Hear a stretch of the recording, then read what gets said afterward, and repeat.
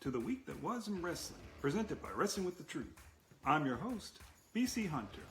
And now, let's get to the news. First off, Raw.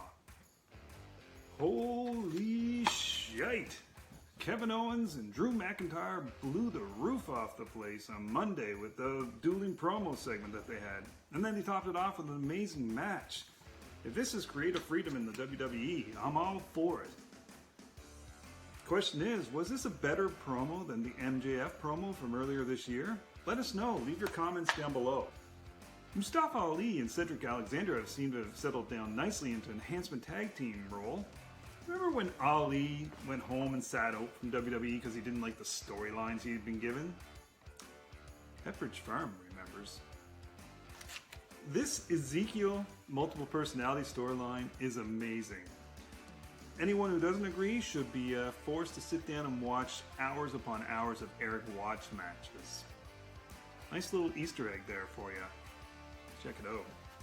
Speaking of Easter eggs, the gloved hand in the background, the smoke rising from the garbage can, a car accident a couple of weeks ago? I think it's pretty obvious who's coming back to WWE. That's right, the Shockmaster.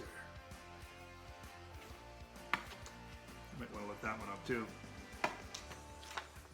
Now on NXT, this week it was NXT Heatwave, or as the name will be changed to shortly due to global warming, NXT Third Degree Sunburn. A fantastic opening match between Vinci and Carmelo, followed by probably one of the more awkward segments. Braun Breaker's interaction with Toxic Attraction was one of the most awkward things I've seen since the Young Bucks and Hangman Page last week. Speaking of awkward, that Diamond Mine segment was just that. Although at least my boy Jay Myers is looking like Kreskin with his Gallus prediction. Kreskin was a popular talk show guest back in the 70s and 80s. He's big on predictions. Look it up. Can't do all the research for you. Man, Alicia Taylor's vest looked like it was made from the leftover braids from Man Mountain Rock in the New Generation era. Again, you'll have to do some research on that one too, folks. By the way, in fairness, I did call out Justin Roberts last week for his announcing style, so it's only fair that I do the same with Alicia Taylor. I mean, I think she's going to blow out her vocal cords pretty soon trying to sound like a gravelly-voiced 80-year-old man. If the WWE wanted a male ring announcer, they would have hired one. Just go with your own voice, Alicia. It's fine. Go with it. But you're still not as bad as Justin Roberts. Guess I'm not the only one using dated references, as Vic Joseph pulled a Sex Panther reference from Anchorman when he was talking to Wade Barrett. In his defense, 60% of the time, it works every time. That women's championship match, by the way, was really good. It was probably Mandy Rose's best performance since she's been on NXT. Back to Braun Breaker. Why do they insist on making him look so dumb during his entrances? I mean, just let the guy be an ass kicker. That's all we ask. Finally, apparently NXT UK has been drafted by NXT USA because half the roster showed up on that episode, including a champion who wasn't even a champion as of the last NXT UK episode. We'll see where that goes. Now over to AEW Dynamite. Who did Hangman Page piss off backstage to get that burial by CM Punk? Wow. Multiple WWE references in the CM Punk promo. I'm half expecting to see him showing up outside Titan Towers next week holding a boombox over his head playing Peter Cetera's In Your Eyes. Great movie, by the way. I mean, I know AEW fans probably loved the promo battle between the two of them. It got them hyped up no matter what for that match that's going to happen next Wednesday. Don't even ask me about why they're pulling the trigger on that. It possibly could be a reaction to what's going on over in the WWE.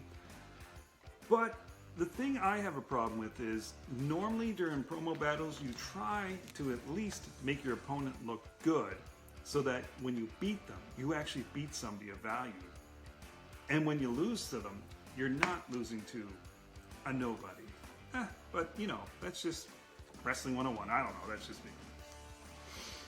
I know what you're thinking. He's going to crap all over AEW Dynamite. But au contraire, mon frere. Aside from the opening segment, or anything involving Moxley and Punk for that matter, I actually thought it was a pretty good episode.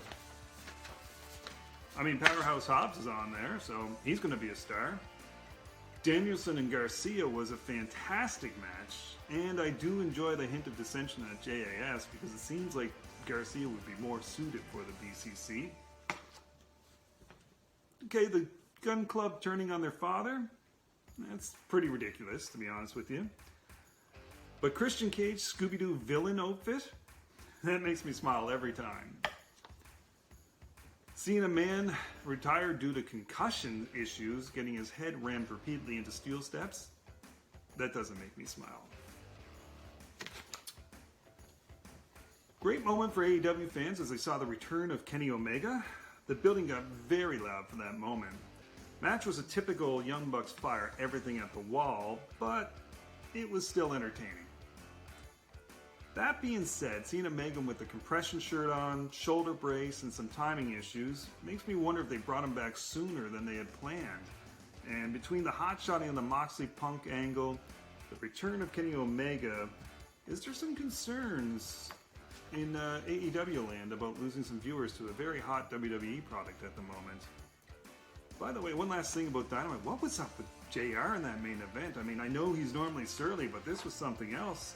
Half expecting him to show up in Dynamite next week with a fake Cody Rhodes and a fake MJF and his own miniature announce booth.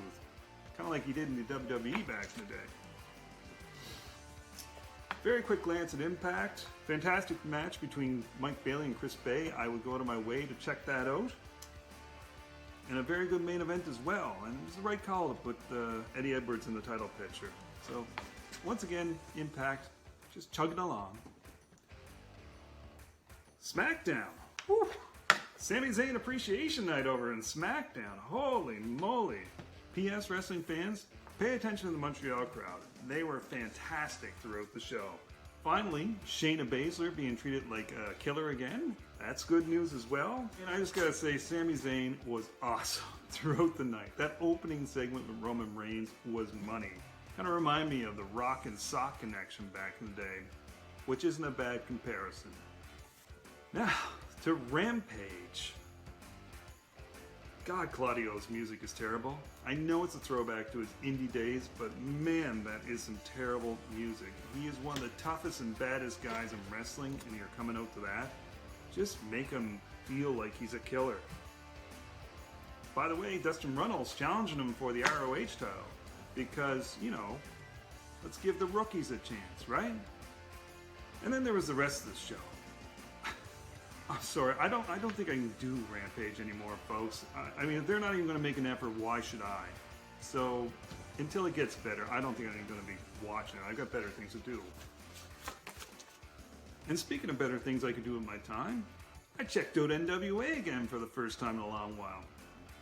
I fell off the wagon a few months back, but I've always enjoyed the NWA product, loved the old school feel, and I was a big fan of this from the very beginning. So I'm going to be playing a little bit of catch up with this show. So very quick notes on the episode that I watched this week. I don't know who Brady Pierce is, but that dude looks like a wrestler, and he sounds like a wrestler. That's all I've been asking for when I watch the AEW product. Just somebody that looks and sounds the part. He could be brutal in the ring, but I don't care. He's got me sold. At least I want to watch his match. Camille Brickhouse is still impressive. Lots of potential there. A little green, but, you know, I'm looking forward to seeing some more stuff with her. And Rodney Mack. Holy crap. Rodney Mack, 51 years old, and still scares the living hell out of me. Anyways, that's been the week that was in wrestling. Sorry if it wasn't that funny this week, but actually wrestling product is getting pretty good. I might be out of a job soon, and I'm not too sorry for that. Hope you folks enjoyed it, and if you like this episode, go check this one out, because I think YouTube believes you'd like this one as well. And don't forget to leave your comments down below. Thanks a lot, and we'll talk to you soon.